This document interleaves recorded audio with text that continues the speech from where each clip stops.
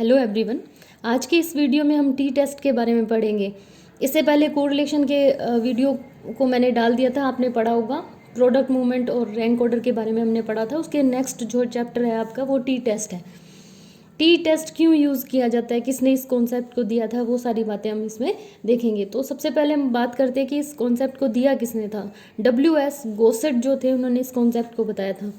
अब थोड़ा सा जनरल में मैं बता देती हूँ कि टी टेस्ट हम यूज़ कब करते हैं। जब हमारे पास दो ग्रुप होते हैं, दो ग्रुप के स्कोर्स होते हैं और दोनों के मीन निकाले जाते हैं अलग अलग। इससे पहले हमने जब मीन वाला पढ़ा था तो उसमें हमने एक ग्रुप के बारे में देखा कि ये ग्रुप है, उसका ये मीन निकला हुआ है। तो यहाँ पर क्या होता है, दो ग्रुप होंगे, दो ग्रुप का जो मीन होगा, मान लीजिए इसका मीन आया 17, इसका है 18 टोटल करके। और मीन आपको पता है कि अगर आपको किसी भी ग्रुप का मीन निकालना है तो वो ग्रुप का मीन आप कैसे निकालेंगे, उसके जितने भी स्कोर्स होंगे या डेटा होंगे उनको आपस में हम जोड़ करके और उसको n से डिवाइड कर देंगे तो हमारा एक ग्रुप का मीन निकल आता है। इसी तरीके से जब हमारे पास दो ग्रुप होते हैं, मान लीजिए मैंने ये कहा कि कॉलेज में आर्ट्स के स्टूडेंट के स्कोर्स ये हैं और साइंस के स्कोर्स ये हैं, किसी भी गेम में हो या किसी में भी हो तो दोनों में डिफरेंस होगा। ठीक है, तो दोनों में अगर मैं ये बात करूं कि दोनों में ये जो अंतर आया है, दोनों का हमने अलग अलग मीन निकाला, उस मीन में जो अंतर आया है वो सार्थक अंतर है या नहीं, तो उसका पता लगाने के लिए हम टी टेस्ट का यूज़ करते हैं। या मैं कहूँ कि ये फर्स्ट ईयर वालों के मार्क्स हैं, ये सेकंड ईयर वालों के मार्क्स हैं, तो फर्स्ट ईयर वाले जो बच्चों के जो नंबर आए हैं या सेकंड ईयर के जो बच्चों के नंबर आए हैं, उन दोनों में कोई सार्थक अंतर है या नहीं। इसी तरीके से हम कोई भी दो ग्रुप ले सकते हैं, बॉयज़ का गर्ल्स का। जैसे मान लीजिए किसी म्यूज़िक स्केल है या कोई भी म्यूज़िक का हमने कॉन्टेस्ट करवाया, उसमें मैंने ये कहा कि ये गर्ल्स का स्कोर है, ये बॉयज़ का स्कोर है, दोनों में डिफरेंस होगा। तो दोनों में जो अंतर, दोनों का अलग अलग मीन निकाला गया और दोनों में देखा गया कि दोनों में ये जो अंतर आया है क्या वो सार्थक अंतर है या नहीं। तो इसका पता लगाने के लिए हम क्या करते हैं, टी टेस्ट का यूज़ करते हैं। ये तो जनरल में बताया। उसके बाद ये कि सबसे पहले गोसेट ने बताया था। गोसेट ने क्या बताया था कि जो बड़े सैंपल्स होते हैं या बड़े जो सैंपल हम लेते हैं उनका जो मीन होता है वो नॉर्मल प्रोबेबिलिटी कर्व के समान ही होता है। और जो जब इनका सैंपल का साइज छोटा होता जाता है तब ये जो हम स्कोर्स रखते हैं उनका वितरण जो होता है नॉर्मल प्रोबेबिलिटी कर्व से दूर होता चला जाता है।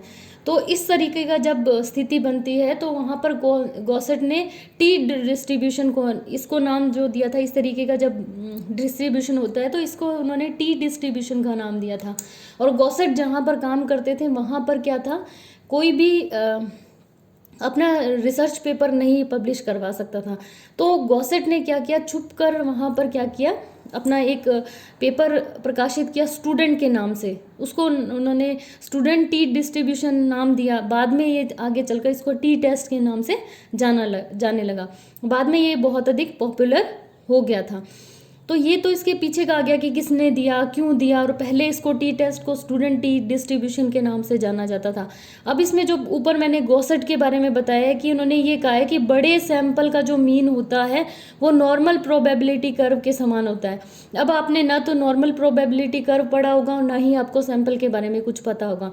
तो यहाँ पर मैं आपको जनरल थोड़ा सा बता देती हूँ। हालांकि हम आगे जाके सैंपल वाला चैप्टर भी करेंगे और नॉर्मल प्रोबेबिलिटी का अगर है तो वो भी अपन करेंगे। तो यहाँ पर मैं थोड़ा सा आपको समझा देती हूँ।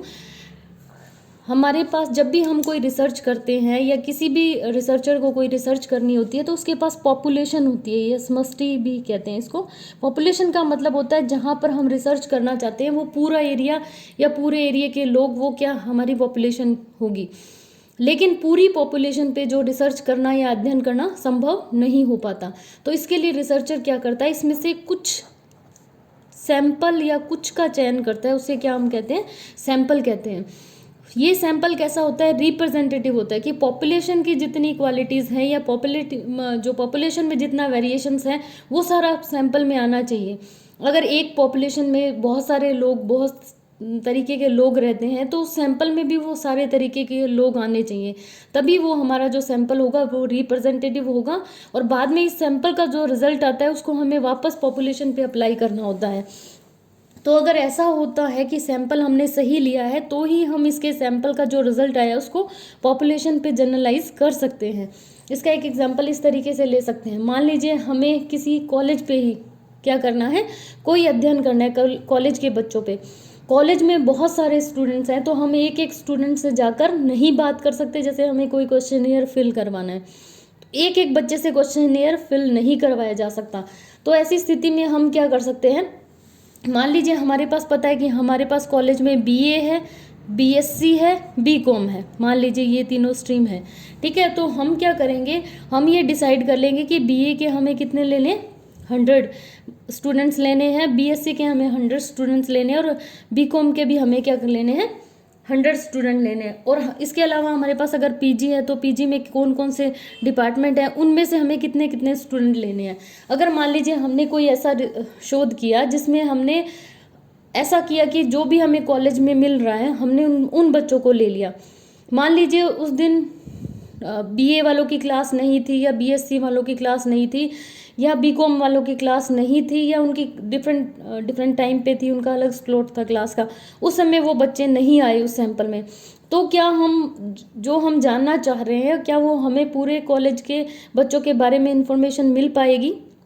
क्यों नहीं मिल पाएगी? क्योंकि हमने अपने सैंपल में उन बच्चों को नहीं लिया है। यहाँ हम बात करें कि मान लीजिए कि कोई भी कॉलेज में जनरल कास्ट के भी लोग हैं, ओबीसी के भी हैं, एससी और एसटी के भी हैं, हमने कोई क्वेश्चनियर फिल करवाना चाहिए या कोई भी रिसर्च करनी चाहिए, तो हमने जनरल कैटेगरी के लोगों को ले लिया, ओबीसी को ले लिया, एससी और एसटी में से हमने नहीं लिया। क्यों नहीं लिया? क्योंकि हमने सीधे ही लोगों को सेलेक्ट किया, हमने कैटेगरी वाइज नहीं किया। तो हो सकता है कि उस कैटेगरी के लोग उस सैंपल में नहीं आए।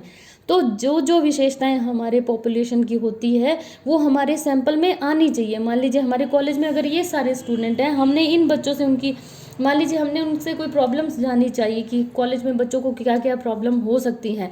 हमने उस दिन क्या किया, जो भी बच्चे आए उसमें बीए के आए, बीएससी के आए, उन बच्चों को हमने ले लिया और उनसे पूछ लिया। बीकॉम के बच्चे नहीं आ पाए तो हमने बता दिया कि इस कॉलेज में या इस स्कूल में इन बच्चों को ये प्रॉब्लम है। वहाँ पर हम बीकॉम के बच्चों को नहीं लिया हमने। तो हमारा ये जो सैंपल होगा, जो हमने इस तरीके का सैंपल लिया, वो रिप्रेजेंटेटिव नहीं होगा। वो रिप्रेजेंटेटिव कब होगा? जब हम क्या करें, जितने भी तरीके के, मान लीजिए बीए के हैं, बीएससी के हैं, बीकॉम के हैं, जितने भी सब्जेक्ट के बच्चे हैं उन सबसे हमने बातें की, तो हमारे पास वो सारी प्रॉब्लम्स निकल कर आ सकती हैं। तो हमारा जो सैंपल होता है वो हमारा कैसा होना चाहिए, पॉपुलेशन में जो जो विशेषताएं हैं वो सारी की सारी विशेषताएं हमारे सैंपल में भी होनी चाहिए, तभी हम जो सैंपल का रिजल्ट आता है उसको हम जनरलाइज कर सकते हैं। तो ये तो हुआ कि सैंपल क्या होता है। तो दूसरी बात ये कही गई है, गॉसेट ने ये कहा है कि जब सैंपल बड़ा होता है तो हमारा जो डिस्ट्रीब्यूशन होता है, टी डिस्ट्रीब्यूशन भी नॉर्मल प्रोबेबिलिटी कर्व की तरह होता है। तो हमारा जो नॉर्मल प्रोबेबिलिटी कर्व का जो बनता है वो इस तरीके का बनता है, जो बीच में से ऊंचा होता है और दोनों किनारों पे पतला होता है। ये कभी भी किनारे आपस में मिले हुए नहीं होते हैं। ये डिस्ट्रीब्यूशन हमें क्या बताता है कि जो अधिकतर जनसंख्या है या अधिकतर जो लोग हैं वो यहाँ पर कहीं पर होते हैं। इसमें से बहुत कम केसेस जो होंगे वो इस तरफ होंगे और बहुत कम केसेस इधर होंगे। तो अधिकतर जो होता है हमारा, अधिकतर जो स्कोर्स होते हैं वो हमारे क्या होते हैं, बीच में होते हैं। तो ऐसा जो कर्व बनता है वो नॉर्मल प्रोबेबिलिटी कर्व होता है। इसी तरीके से टी डिस्ट्रीब्यूशन का कर्व जो होता है वो भी इसी तरीके का कर्व होता है। तो अगर जिस तरीके गॉसेट ने ये बताया कि जैसे जैसे सैंपल बड़ा होता जाएगा वैसे वैसे हमारा कर्व जो होगा टी डिस्ट्रीब्यूशन का वो नॉर्मल प्रोबेबिलिटी कर्व जैसा होता जाएगा, और जैसे जैसे वो छोटा होता जाएगा सैंपल वैसे वैसे जो ये टी डिस्ट्रीब्यूशन का जो कर्व होगा वो इससे कम होता जाएगा। तो वो इससे मिलता जुलता नहीं होगा। तो इसके लिए ज़रूरी है कि नॉर्मल प्रोबेबिलिटी कर्व जो है वो टी डिस्ट्रीब्यूशन के लिए ज़रूरी है कि सैंपल जो है वो बड़ा होना चाहिए। तो अगर सैंपल बड़ा होगा तो इस टी डिस्ट्रीब्यूशन का जो कर्व होगा वो भी नॉर्मल प्रोबेबिलिटी कर्व के जैसा होगा। इसको हम कैसे ले सकते हैं इस एग्जांपल को? जैसे मान लीजिए हमने ये देखना है कि अधिकतर, इसको किसी भी एग्जांपल से हम देख सकते हैं। जैसे मान लीजिए मैं ये कहूँ कि आईक्यू की अगर हम बात करें कि बच्चों का आईक्यू, बहुत कम बच्चे होंगे जिनका आईक्यू जो होगा वो सामान्य से कम होगा, बिल्कुल कम होगा। जिसे हम ये कहें कि बहुत मेंटली रिटार्डेड बच्चे होंगे वो बहुत कम होंगे, और जो बहुत अधिक होंगे मतलब जीनियस बच्चे होंगे जो जनरल से जो अधिकांश लोग यहाँ रहेंगे। उसके अलावा बहुत कम बच्चे होंगे जो जिनकी IQ 120 या 140 के आसपास होगी, या जो जीनियस बच्चे होंगे वो बहुत कम होंगे। अगर इसी को हम हाइट के कॉन्सेप्ट में देखें तो क्या होगा कि बहुत अधिकतर लोग जो होते हैं वो नॉर्मल हाइट के होते हैं, बहुत कम बच्चे होंगे या बहुत कम लोग होंगे जो बौने होंगे, और बहुत कम लोग होंगे जिनकी हाइट बहुत अधिक होगी। तो अधिकतर जो जनसंख्या होती है, अधिकतर जो स्कोर होते हैं वो बीच में लाई करते हैं, इधर और इधर बहुत कम मिलेंगे, यानी एक्सट्रीम पे बिल्कुल माइनस में और बिल्कुल बहुत अधिक, इस तरीके के केसेस जो होते हैं वो बहुत कम मिलते हैं। तो ये जो नॉर्मल प्रोबेबिलिटी कर्व होता है वो इस तरीके का कर्व होता है जो बीच में से उठा हुआ होता है और किनारों से झुका हुआ होता है। तो ये तो बात जो गोसेट ने बताई थी वो थी।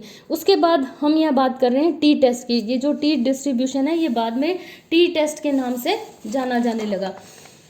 तो अगर आपसे एग्ज़ाम में पूछा जाता है कि टी टेस्ट का यूज़ क्यों किया जाता है, तो उसके लिए आपको ये बताना होगा कि दो समूह के मध्यमानों में अंतर की सार्थकता का अध्ययन करने के लिए टी टेस्ट का यूज़ किया जाता है। वो दो ग्रुप कोई भी हो सकते हैं, तो कोई भी दो ग्रुप जिसमें आपको स्कोर मिलेंगे उनके बीच में हमें क्या बताना होगा, उन दोनों का अलग अलग मीन निकाला हुआ होगा या मीन निकालना होगा। उसके बाद हमें ये बताना होगा कि इन दोनों ग्रुप के जो मीन है इनमें जो ये अंतर आया है, क्योंकि एक जैसा बिल्कुल एक जैसा मीन नहीं आएगा, तो इन दोनों के बीच में जो ये अंतर आया है वो किस कारण से आया है, तो उसके बीच में ये जो अंतर है वो सार्थक अंतर है या नहीं, इस बात का पता करने के लिए हम क्या करते हैं, टी टेस्ट का यूज़ करते हैं।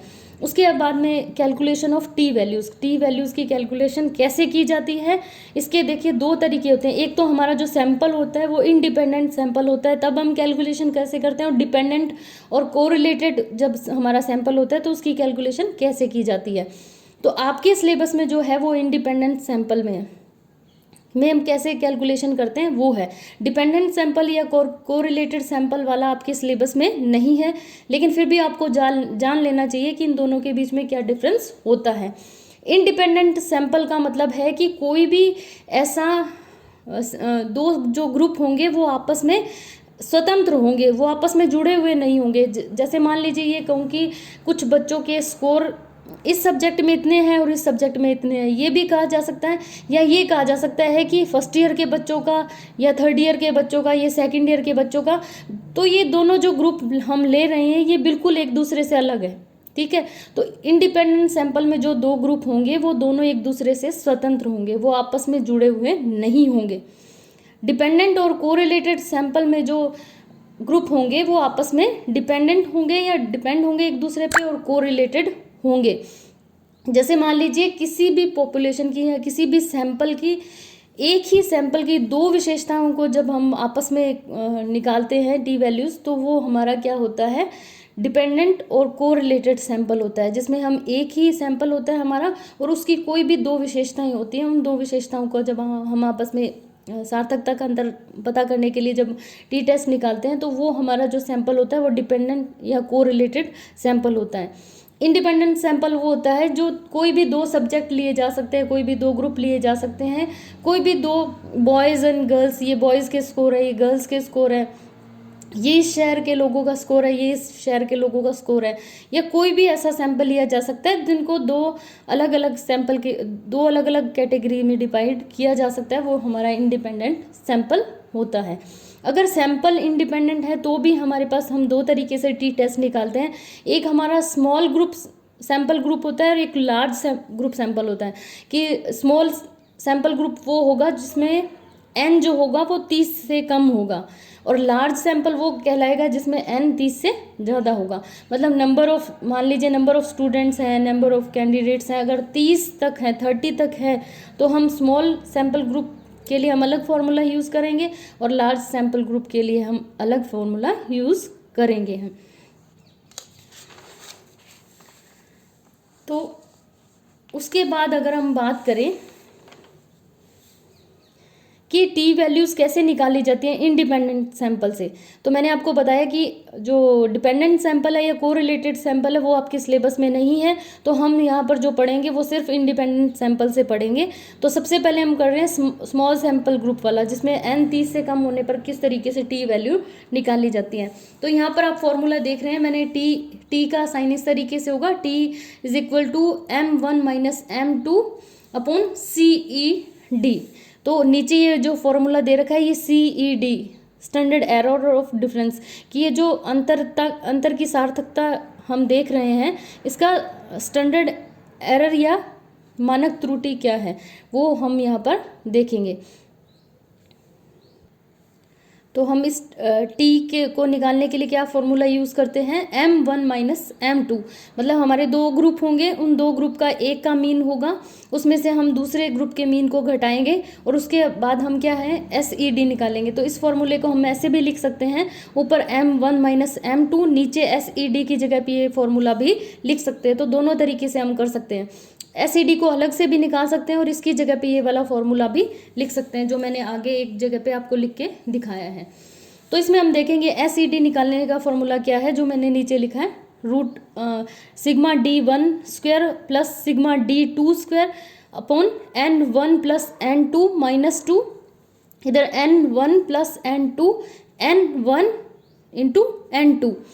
तो यहाँ पर सिग्मा D1 स्क्वायर क्या है, सिग्मा D1 स्क्वायर और सिग्मा D2 स्क्वायर, इसका मतलब है कि जो पहला हमारा सैंपल है, जो दो ग्रुप हमने लिए हैं, जो पहला ग्रुप है उनका जो विचलन आएगा उनका हमने स्क्वायर करने के बाद जो टोटल निकालेंगे वो हमारा सिग्मा D1 स्क्वायर होगा। और इसी तरीके से दूसरे जो सैंपल होगा उसका जब हम विचलन निकालने के बाद उसका वर्ग करेंगे और उसका टोटल करेंगे तो वो हमारा सिग्मा D2 स्क्वायर होगा।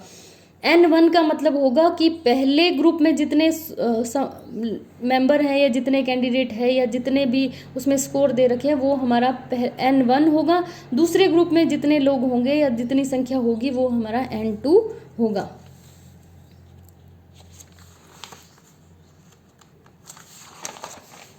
तो इस तरीके से आपको एग्जाम में मिलेगा। ऊपर मैंने क्वेश्चन लिखा हुआ है, आपको इस तरीके से ऊपर दिया जाएगा कि किसी भी कोई भी ऐसा हम परीक्षण ले सकते हैं, जैसे मैंने कहा कि किसी भी मैथमेटिकल कोई टेस्ट लिया या कोई म्यूज़िक का टेस्ट लिया या कोई अचीवमेंट टेस्ट पे हमने बॉयज़ के और गर्ल्स के स्कोर लिए, या किसी म्यूज़िकल इंस्ट्रूमेंट पे हमने ये स्कोर लिए, या कोई भी स्कोर हो सकते हैं। यहाँ पर हमने बॉयज़ के स्कोर लिए या हमने गर्ल्स के स्कोर लिए, या मैंने ये कहा कि अचीवमेंट टेस्ट पर बच्चों के ये स्कोर आए हैं, बॉयज़ के ये आए हैं, गर्ल्स के ये हैं, किसी भी परीक्षण पर हो सकता है, कोई भी प्राप्तांक हमने लिए, लेकिन उसमें हमने दो ग्रुप बनाए, बॉयज़ के ग्रुप बनाए और गर्ल्स का ग्रुप बनाए, उनके ये स्कोर आए, गर्ल्स के ये स्कोर आए।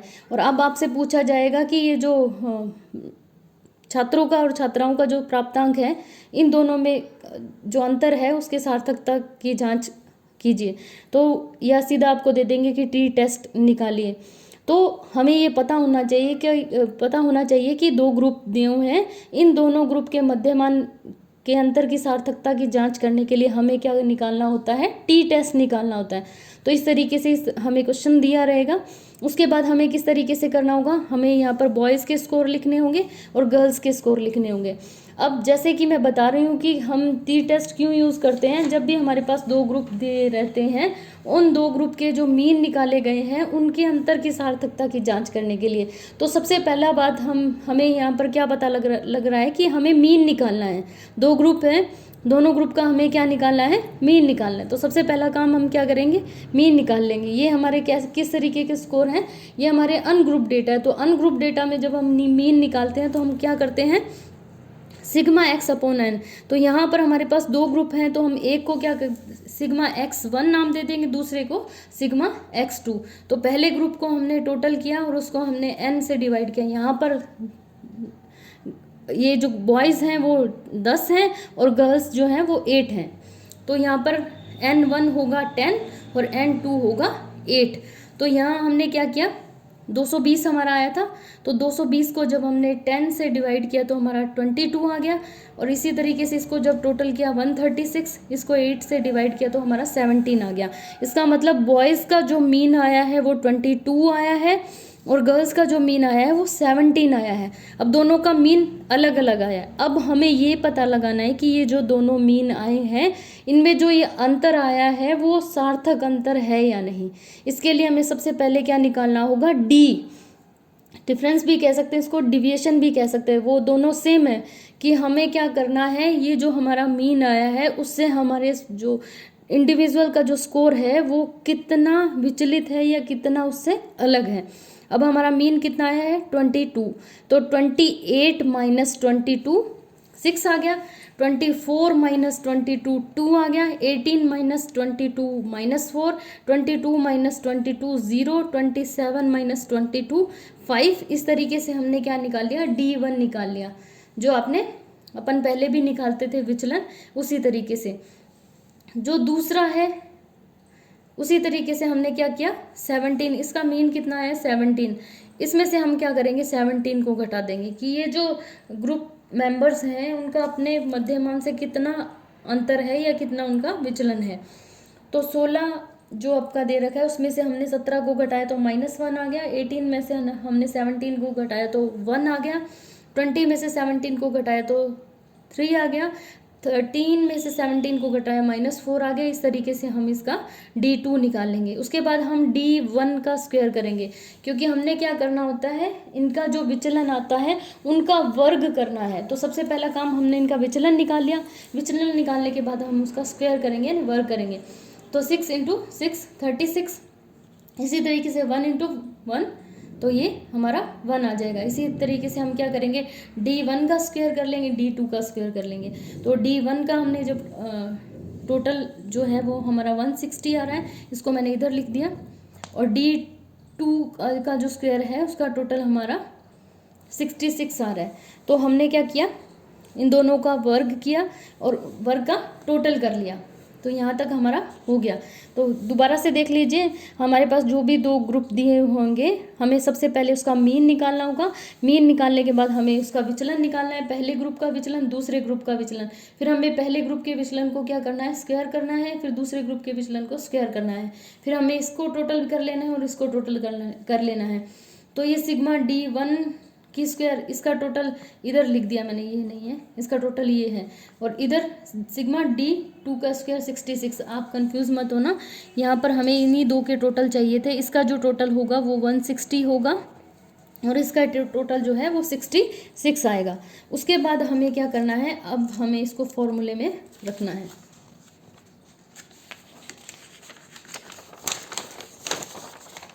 ये देखिए, ये मैंने टी का आपको बताया था कि इस तरीके से आप टी, पीछे फॉर्मूला लिखा है T = M1 - M2, नीचे आप अंडर रूट में लिखेंगे सिग्मा D1 की square upon plus sigma D2 की square, N1 + N2 - 2, N1 + N2, N1 × N2। इसको इस तरीके से भी लिख सकते हैं और इसको इस तरीके से भी लिख सकते हैं, M1 - M2 अपॉन SED। फिर SED अगर हम ये लिखते हैं तो फिर नीचे SED निकालने का फॉर्मूला ये लिखेंगे, और अगर हम डायरेक्ट ये लिखते हैं तो हम सीधा निकाल सकते हैं। तो अगर हम SED, अगर ये वाला फॉर्मूला लिखते हैं तो हम पहले SED निकालेंगे। तो SED निकालने के लिए हम क्या करेंगे, सबसे पहले जो जो वैल्यू आई है हम उसको उसमें रख देंगे।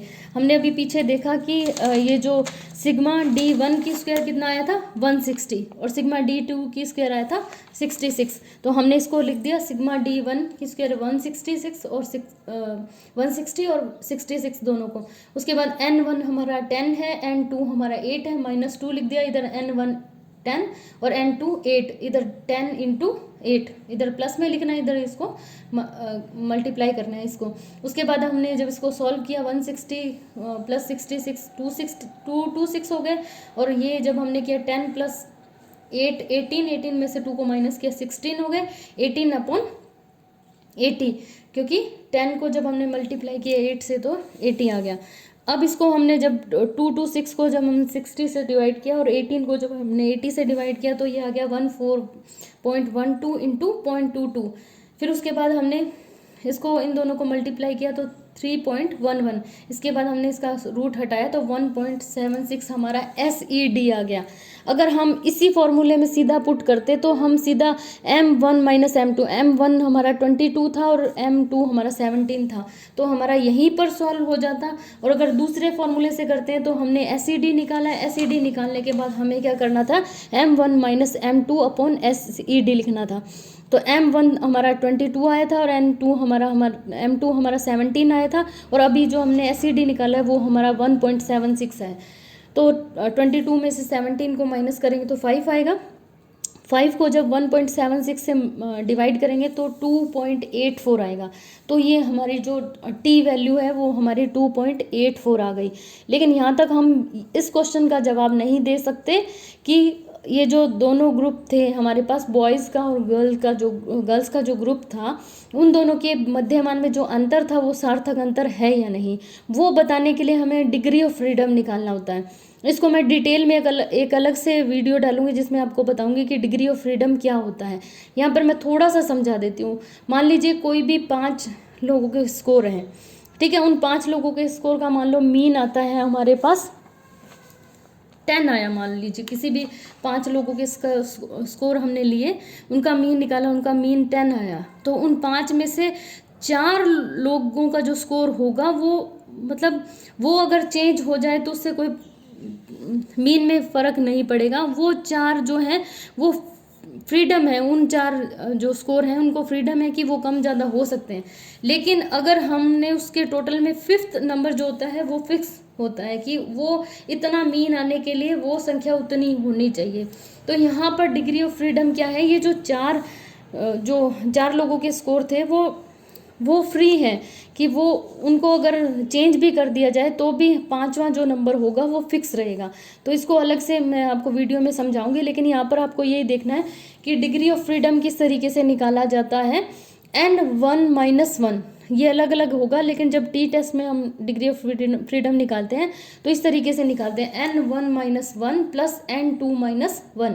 तो N1 हमारा 10 है, उसमें से 1 को घटाया, और N2 हमारा 8 है, 8 में से हमने 1 को माइनस किया तो ये हमारा आ गया 9 और 7 को ऐड किया तो हमारा 16 आ गया। अब यहाँ पर डिग्री ऑफ फ्रीडम क्या है, 16। तो अब F टेबल देखी जाती है टी टेस्ट में। हमें देखने के लिए पहले डिग्री ऑफ फ्रीडम निकाला जाता है, उसके बाद F टेबल जो होगी वो आपको बुक में पीछे पीछे दिए रहेगी।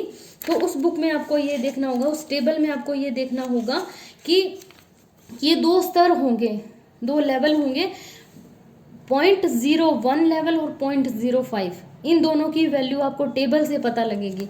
तो पीछे जो बुक के पीछे टेबल रहेगी इस तरीके से, ये F टेबल ये अलग आपको मिलेगी, एग्जाम में भी मिलेगी और आपको इस टेबल में आप देख सकते हैं। तो यहाँ पर हमने डिग्री ऑफ फ्रीडम 16 पे जब हमने 0.01 पे इसकी वैल्यू देखी 2.58 और 0.05 पे जब इसकी वैल्यू देखी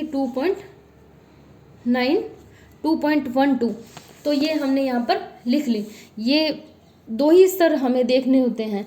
तो इन दोनों स्तर को देखने के बाद इसको हम लिख लेंगे। उसके बाद हम देखेंगे कि जो हमारी वैल्यू आई है, अगर वो हमारी वैल्यू इन दोनों लेवल से अधिक है तो हम ये मानेंगे कि इन दोनों स्तर पर जो हमारे दोनों ग्रुप के मध्य जो अंतर आया है वो सार्थक अंतर है। तो अगर एक स्तर पर सार्थक अंतर है और एक स्तर पर सार्थक अंतर नहीं है तो भी हम ये बताएंगे कि इस स्तर पर सार्थक अंतर है और इस स्तर पर सार्थक अंतर नहीं है।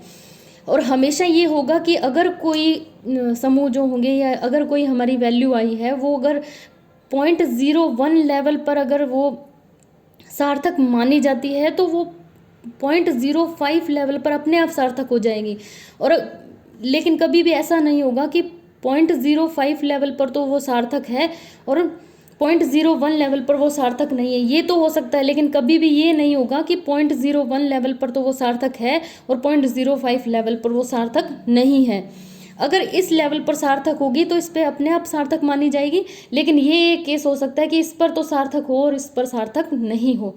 ये एक हो सकता है। जैसे मान लीजिए इसमें हमारी जो वैल्यू आई है 2.84, वो हमारी वैल्यू इन दोनों वैल्यू से अधिक होगी तो सार्थक अंतर माना जाएगा। अब यहाँ पर आप देखेंगे कि इससे तो अधिक है और इससे कम है, इसका मतलब ये जो दोनों समूह में अंतर है वो 0.05 लेवल पर सार्थक अंतर है। तो ऐसा तो हो सकता है कि इस पर सार्थक हो और इस पर सार्थक नहीं हो, लेकिन ऐसा कभी भी नहीं होगा कि इस पर सार्थक हो और इस पर सार्थक नहीं हो। तो हमें ये देखना होगा, ये आप ध्यान रखना कि जो हमारी वैल्यू आई है, हमारी वैल्यू मतलब कैलकुलेशन करके जो हमने वैल्यू निकाली है, वो वैल्यू इन दोनों लेवल, ये दोनों लेवल तो हमने कहाँ से देखे हैं, टेबल में से देखे हैं, तो इन दोनों लेवल से जो हमारी वैल्यू आई है वो अधिक होनी चाहिए। एक लेवल पर अधिक और एक पर कम होगी तो हम उसी लेवल पर उसको सार्थक मानेंगे। जैसे मान लीजिए इस पर तो इससे हमारा कम है लेकिन इससे ज़्यादा है, तो हम नीचे लिख देंगे कि ये जो दोनों समूह है, छात्रों छात्राओं के समूह के मध्य 0.05 स्तर पर सार्थक अंतर है। तो आप इसको ध्यान से, डिग्री ऑफ फ्रीडम भी आपको ध्यान से निकालना है और ये ध्यान से समझना है कि कैसे हमें सार्थक अंतर बताना है और कैसे नहीं बताना है। तो इन चीज़ों का आपको ध्यान रखना होगा। मैं वापस से एक वीडियो डालूंगी टी टेस्ट के बारे में ताकि आपका क्लियर हो जाए।